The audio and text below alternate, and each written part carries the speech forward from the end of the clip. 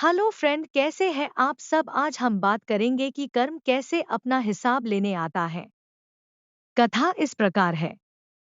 कुरुक्षेत्र के युद्ध का समय था, जब कौरव और पांडव एक दूसरे के खिलाफ युद्धभूमि में खड़े थे।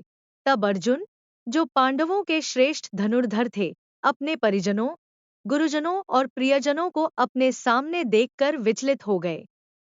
वे सोचने लगे कि इस युद्ध में अपने ही लोगों को मारकर उन्हें क्या मिलेगा। उनके मन में यह विचार आने लगा कि ऐसा कर्म अधर्म होगा।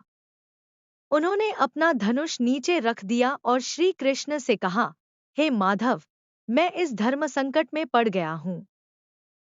मुझे नहीं समझ आ रहा कि क्या करना चाहिए। मुझे मार्गदर्शन दीजिए। तभी श्री कृष्ण ने अर्जुन को कर्म, धर्म और कर्मफल का गूढ़ ज्ञान प्रदान किया।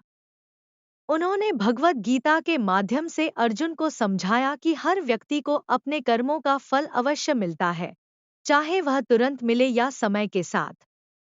कर्म के बिना जीवन का कोई अर्थ नहीं है, और यह संसार कर्म के आधार पर ही चलता है।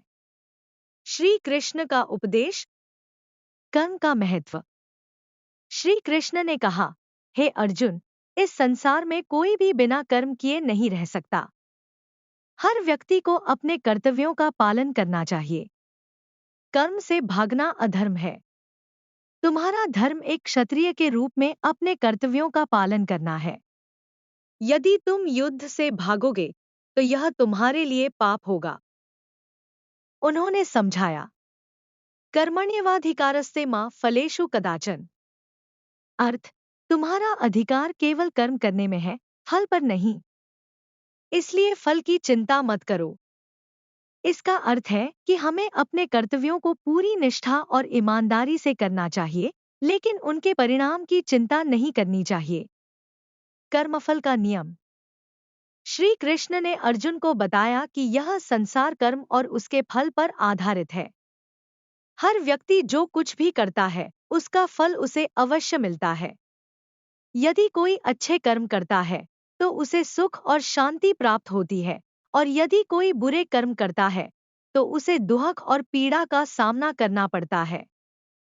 उन्होंने एक दृष्टांत देकर समझाया, जैसे कोई किसान जो बीज बोता है, वह वैसा ही फल पाता है। यदि वह गेहूं का बीज बोएगा तो गेहूं उगेगा। अगर वह बबूल का बीज बोएगा तो कांटे ही उगेंगे। उसी प्रकार हमारे कर्म हमारे भविष्य का निर्माण करते हैं। धर्म और अधर्म की पहचान। अर्जुन ने कहा, हे कृष्ण, यदि मैं अपने ही परिवारजनों को मारता हूं तो यह अधर्म नहीं होगा। इस पर श्री कृष्ण ने कहा, हे अर्जुन, धर्म का पालन करना ही सबसे बड़ा कर्तव्य है। धर्म का अर्थ है अपने कर्तव्यों का पालन करना। यदि अधर्म को रोकने के लिए युद्ध करना आवश्यक है, तो वह भी धर्म का ही एक हिस्सा है। कौरवों ने अन्याय और अधर्म किया है। उनका विनाश करना ही धर्म है। यदि तुम अपने कर्तव्यों से भागोगे तो यह अधर्म होगा। कर्म और आत्मा का ज्ञान। श्री कृष्ण ने अर्जुन को आत्मा का ज्ञान भी दिया। उन्होंने कहा, हे अर्जुन, आत्मा अमर है। यह शरीर नाशवान है। जब शरीर नष्ट होता है तो आत्मा को कुछ नहीं होता। इसलिए अपने प्रियजनों के लिए शोक मत करो।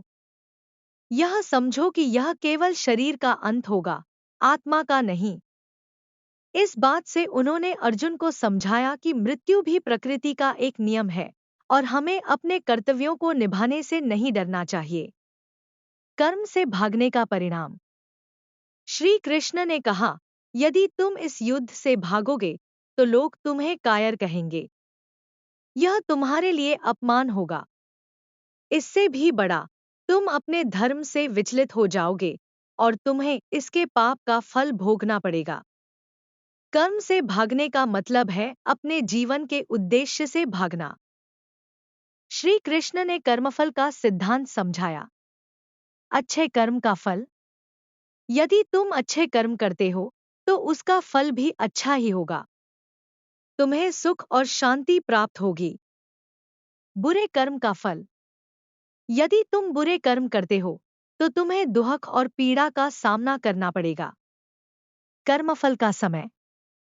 उन्होंने कहा, कर्म का फल समय पर ही मिलता है। कई बार व्यक्ति को तुरंत परिणाम नहीं दिखता, लेकिन समय आने पर हर कर्म का हिसाब लिया जाता है। इसलिए अच्छे कर्म करते रहो और फल की चिंता छोड़ दो। वीडियो कैसे लगी जरूर